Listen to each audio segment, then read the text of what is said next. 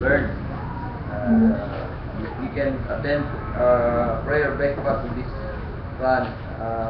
We scheduled it Tuesday, Wednesday, then Saturday. Am I right? So this is the devotional message. We believe that devotion, preaching, teaching is just the same. Amen. The Lord wants us to learn something. Amen.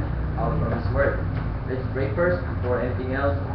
Dear God, thank you, Lord, for this day. Thank you, Lord, for using Brother Damien.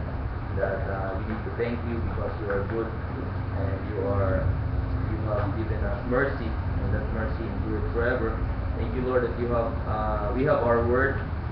I mean, we have your word, and thank you, Lord, for preserving your word. And thank you that it's in our hand today.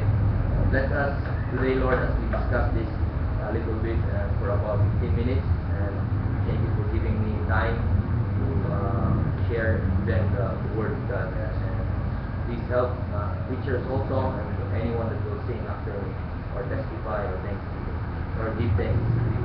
In Jesus Christ we pray. Amen. Here we can see in verse number 1, the cry of the remnant. Okay, verse number 1, let's read, go.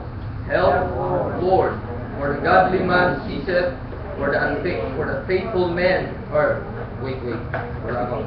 Balik, ready, go. Help, Lord, for the godly man ceaseth, for the faithful fail from among the children of men. So that's the first verse that we discussed, no? The about, ilang araw to? 3 days ago, or just Saturday ba? Saturday. Okay, so I take note 1, 2, 3, 4, 5, 6. So 6 lessons out of these words. 2 words. 6 lessons out of these 2 words. Okay? So out of those people who shared also their message out of this chapter, I take note. Brother Rogie, Brother Paul, Brother Eric, and also I evaluate some of my sharing. Then here's the 6. Okay, first is the cry of the remnant. Help, Lord! And so the cry of the remnant. And the question is, who is the remnant today? Those who remain steadfast to the end. In Psalm 119, verse number 37 to 144. Psalm 119, 37 to 144, which we will read it. Righteous art thou, O Lord, and upright are thy judgments. Thy testimonies that thou hast commanded are righteous and very faithful. My zeal hath consumed me, because mine enemies have forgotten thy words. If you will forget the word of the Lord, you will become his enemy.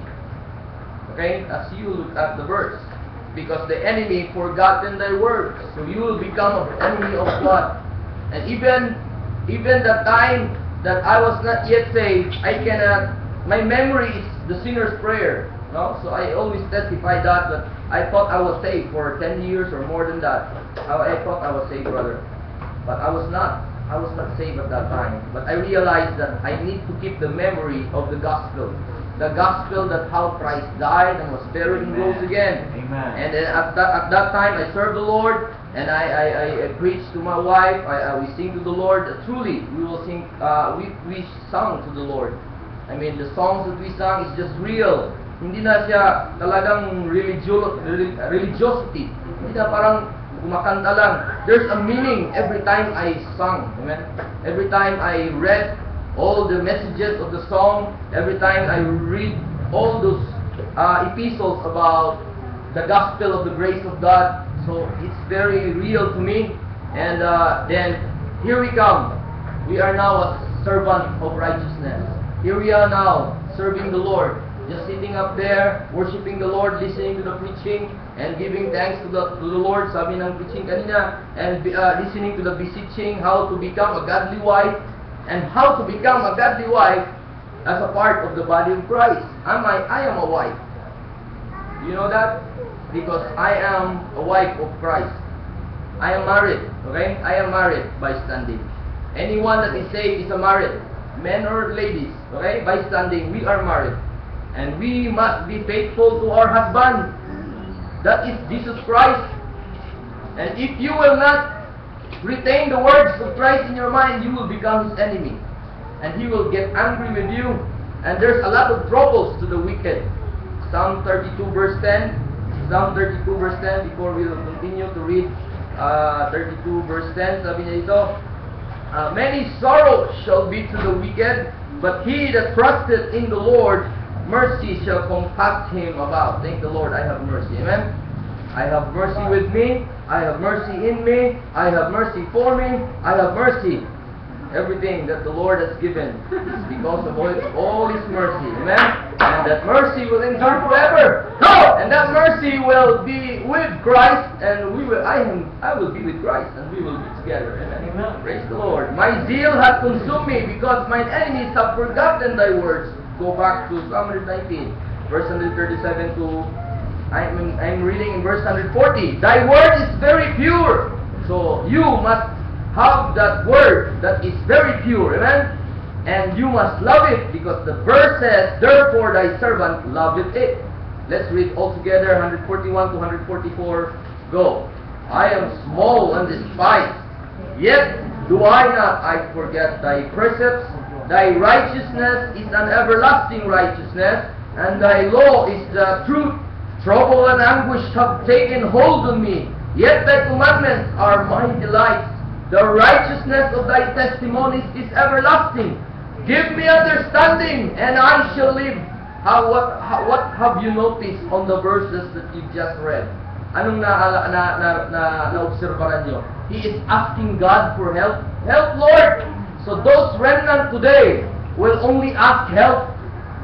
But ang tao na so-called ng mga tao na ligtas pero hindi na mumuhay na ligtas, they will not ask help. They will not ask help. They will always be the enemy of God. He that hath a carnal mind is enmity against God. So one of these days, if you will mind the earthly things of this world, you'll become an enemy of God in that very moment that you think about earthly things rather than the word of the Lord. Okay? So that's why, please help Lord, that our mind will be filled with heavenly things rather than earthly things. Wala na tayong pambayad sa renta. Di ba? Asawa ko. Earthly things asawa ko. But thank the Lord, I am a husband. I will be covering her. The word of the Lord. Why should I be discouraged? So, kakantahan ko na lang muna siya. Then after that, preach the word. Then she will, tama nga. Then let's mind the Lord. Amen? Mind the Lord. So that's it. That's it. Amen? That's why you help. You cry for help because you are a remnant. You believe that God spared you in this present time that you are here, though your parents are not saved, though your parents will not open the Bible for you to know about the Lord, though your sister and brother are not for you and with you, ikaw lang nandito ngayon. Don't worry, God is with you, amen? And just cry for help, because the ungodly and unfaithful will not cry for help, and they are full of troubles. Someone cried yesterday about ang masamang damo ay madaling mamatay, and it's just a moment, a second, nasigaw ko lang. No, masamang damo, madaling mamatay. The Bible says. Napaisip siya sa gitlit, no? But, just preach the word with meekness. Amen? So, thank the Lord for Brother Peter yesterday. We just shouted in that street. Thank the Lord for that, brother. Second point. Help Lord. Okay? Help Lord. And the second point is the answer is God's preserved word. Okay? God's verse number 7. Okay? Verse 6 plus. Read all together. Psalm 12, verse 6 and 7. Go. The words of the Lord are pure words, as silver tried in the furnace of earth, purified 7 times. Thou shalt keep them, O Lord. Thou shalt preserve them from this generation forever. Me as a person, every time I open my mouth, there's a word that will come out. Then, sabi ng isang Filipino, na you must have the word of honor. Di ba? Yung Filipino, yung karakter, you must have the word of honor. Yun yung mga karakter sa Filipino doon. Isang salita, yun dapat. Pero ang Panginoon, tingnan mo, isang salita, sabi niya, ang salita ko ikikip ko yan. Hindi lang ikikip ko sa isang henerasyon, forever pa. How much more? Amen? How much more, God, if you have that word of honor, Filipinos, we are Filipinos, so-called, no? Because we are Christian, first of all, amen? We are not Filipinos at all. We are first Christian, amen? Not Filipinos. So, God is our God, and He said that He will preserve His word. And sabi ng Bible, He cannot lie. So that means He promises and it is in our hands. Okay, that's the answer. If you cry for help, don't worry. He has a preserved word of God in us. I mean for us. He preserved and He promised us and He will not lie. Amen? Whatever God said, it will come to pass. Ecclesiastes. Amen? Whatever God says, whatever God do it, it shall be forever. Third point, help, Lord. The answer is the godly people. Amen? Verse number 1. This is the meditation of Brother Paul Bukod. Verse number 1, ready, go. Help, Lord, for the godly man ceaseth, for the faithful fail from among the children of men. Verse 2, this is the assessment. Who are the godly men? Okay? Verse 2, they speak vanity, everyone with his neighbor. So those are the ungodly. So that means, if you are a godly person, you will not speak vanity. You will not speak vanity. So don't speak, wife, don't speak to your husband na mag-asawa na ko, hindi mo kaya akong buhayin eh. Wala na tayong bayad sa renta. That is a vanity words. Don't speak every word na salitain mo sa husband mo, mga idea. No, just think it first before you speak it. Amen? That's vanity. No? That's vanity. Why? Because look at verse Titus.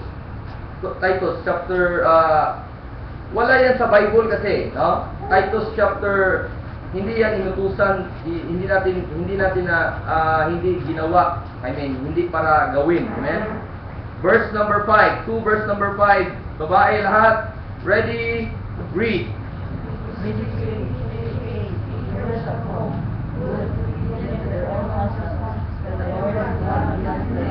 So if the word of God be mabalblasting, that is a vain thing. So if you will speak something to your husband or children, speak something to your father, believing father, that it's against the verse that you've read, then it's vanity. Don't speak vanity, amen? Don't speak vanity. Everyone with his neighbor, amen? Just speak, sabi ng preaching ni Brother Bob Batnod, they that fear the Lord, speak often one to another. Anong pinag-usapan nila? Hindi tao, hindi chismes, kundi Lord, amen? The Lord. So yun yung pag-usapan ko. Okay, that is the third point. No, being godly, just speak the profitable things. Amen? Profitable things. Don't speak flattering lips, sabi ng verse number 2, and with a double heart though they speak. So, let's assess ourselves. Are we ungodly? How to assess? We are speaking a vain thing. Okay? Are we flattering or flatterer? How do we assess ourselves that we are a flatterer? We are speaking a double heart. Sabi niya dito, flattering lips with a double heart. Ang sabihin, meron kang standard na holy ka dito, pagdating mo sa trabaho or sa school or sa bahay, hindi ka na holy. Kaya, please be holy in all manner of conversation. No? Kahit saan ka. Okay? So, fourth point. Help, Lord. The answer is, assess yourselves. Assess yourself. Yun na pala. Well, yun na pala ang fourth point. Assess yourselves. Why godly man ceaseth. Assess yourselves why godly man ceaseth. Bakit po nag-cease ang godly po? Bakit po nagka-unti-unti na lang ang godly? Bakit? Kasi wala rang remnant. No? Ang remnant, pati yung remnant, nagwala na. I mean, the word of God was not in their mind already. No? Sabi ng verse number 1, look at verse number, yung wicked. Verse number 1, chapter 9. No. Yung wicked. 11, okay. This is 11, okay. Verse number 1, okay. Verse number 1, sabi niya, in the Lord put I my trust. Sabi ng verse 1 sa 11, how say ye to my soul, flee as a bird to your mountain. Verse 2, For lo, the wicked bend their bow, they make ready their arrow upon the sting, that they may privily shoot the upright in heart. Anong gagawin nila? Mag-shoot sila privately, then ang kanilang sisirain, verse 3, if the foundation be destroyed, what can the righteous do? If the foundation be destroyed, what can the righteous do? Bakit po ay nawawala ng godlyman, brad? Sister, bakit nawawala na yung godly people who bring the Bible, who apply the Bible, who beseech people, who instruct people, who reprove people, who preach the word, be instant in season, out of season? Bakit nawawala na yon? Bakit na unti-unti na silang nawala or na-diminish? Bakit po, mga kapatid? The wicked is watching at them, then shooting at them privately. Then after shooting at them privately, anong shoot nila? Yung foundation. Yung pinaka-foundation. Ano yung foundation? Yung preserved word of God. So wala na silang appetite. Ayaw nilang makinig sa word of God. Ayaw na silang makinig sa beseeching. Ayaw na lang makinig, mag-apply sa kung ano ang gusto ng Panginoon para sa kanila. Amen? So that is the fourth point. The fifth point is, help, Lord. The answer is God Himself. God Himself preserve His word. Because if man preserve God's word, then the word of God fails. I will explain. The answer of that two words, help Lord, the answer is God preserve His word. Bakit? Pag sinabi kong God preserve His word, bakit that's the answer? Kasi ganito, pag ang tao mag-preserve, tama yung testimony mo, sister. Sabi kanina, thank the Lord that someone was willing to be used for the preservation of God's word. Okay, good point yun. Pero ito yung another point. God preserved His word without that man. Without me, without Brother Roji, without Brother JR, without any person in the world. Kahit wala pang taong mag-stand sa word of God, He will preserve His word. He will preserve His word. And believe that, na kahit na may anak ka pa doon sa kabilang dako ng mundo, mag-pray ka lang sa Panginoon, God will use someone to preach to them the word of God. Bakit napunta sa atin ito? Wala naman akong plano ng Panginoon. Sino kaya gagamitin? Pinano ko ba gagamitin si Brother Roger sa akin? Pinano ko ba na masawa ko yung wife ko? Pinano ko ba na magkaibigan tayo? Hindi. I mean, God arranged everything. That's right. God arranged everything. He needs foreknowledge. Magkita tayo dito ngayong araw na to. Diba, Aki, hindi ko naman kilala ikaw. Pero bakit kayo nagkita tayo? There's a purpose why. That you might know the Lord Jesus Christ. That when you die tomorrow, you will have assurance that you will go to heaven. Okay? And you will know the Word of God today. So that is the answer. If you cry for help, then think about God who preserved His Word without Moses, without Adam, without Paul, without Charles Spurgeon, without sino pang mga forefathers na mga kwan, without Bob Patnod, without Brother Ben. Without them, God can preserve His word. He is powerful. Sabi ng kanina preaching niya, I am not ashamed of the gospel of Christ, but it is the power of God. So He is powerful that He can preserve His word without our help. Amen? Last point, Lord, help! And the Lord will set him safety. Verse number 3. Let's read this all together. Verse number 3. Ready, go. The Lord shall cut off all flattering lips, and the tongue that speaketh proud things, who have said, with our tongue will we prevail, our lips our own, who is Lord over us, for the oppression of the poor, for the sighing of the needy. Now will I arise, saith the Lord, I will set him in safety from him that puffeth at him. So this is one of the points na sinabi ni Brother Paul nung prayer breakfast. Yung sinabi niya, sighing of the needy. Ano yung sighing of the needy? Yung help, Lord. Yung parang nag-sigh ka. Ano Tagalog ng sighing? Ha? Yun na? Ayan. Yun ba yan? Lord! Help! Yun ba yan? Alingin kayo ng malalim. Ang punto ko lang, ang slide no? Ang punto ko, sighing of the needy. Nahingangan talaga siya. Nahingahan talaga siya, Lord. So, yun yung fifth point, yung panglimang point na kung ang tao pa mag-preserve, hindi ma-preserve ang Word of God. Kaya ang Diyos ang nag-preserve. Kasi kaya niya. Kasi sabi niya, the faithful fail, and the godly man Jesus. So hindi kaya ng tao, hindi kaya natin. Ang sa atin lang to trust the Lord that He can preserve His word. Just don't defend the King James Bible. He can defend you, brother. No? That's a lion. And just use it for offense, not defend. Offense means offense pala, offense. Means just like you are in the war. Oh, diba? I mean, I was saying, just quote the verse. But how can you fight without memorizing the verse? The word have I hid in my heart that I might not sin against God. Diba? So you just memorize the verses as much as you do, as much as God wants you to do. Memorize all the verses. Amen? Kung ano pang gusto nyong kayang memorization. Why? It will keep you safe. The verses, one day you have problems, then the verse will remind you. Why are you problematic? Huh? There's a verse that all things work together for good to them that love God and to them who are the called according to His purpose. Amen. Sabi ng Bible, rejoice in the Lord always. And again I say, rejoice. Why are you not glad? Let the verse remind you and will keep you safe from that trouble. Amen?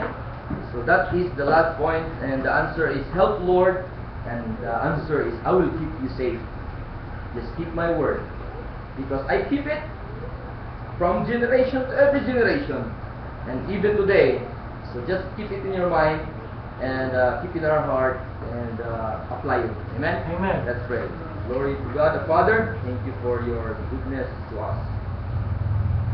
Preserving your word from generation to every generation, even today, and ito sa aming maramay, and even forever and ever. It was founded forever, and there's a verse in Psalm 119 that thy word is settled in heaven.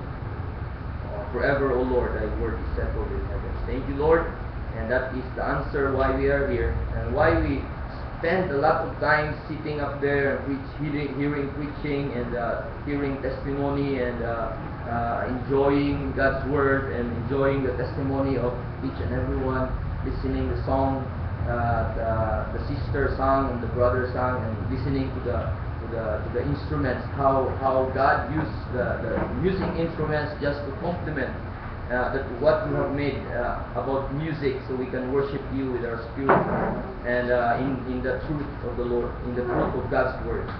And Lord, salamat sa mga bagay na binigay niyo po, naway ito pong mag-fuel sa amin this week, this first day of the week, from we don't know about tomorrow, sabi ng kanta, but we just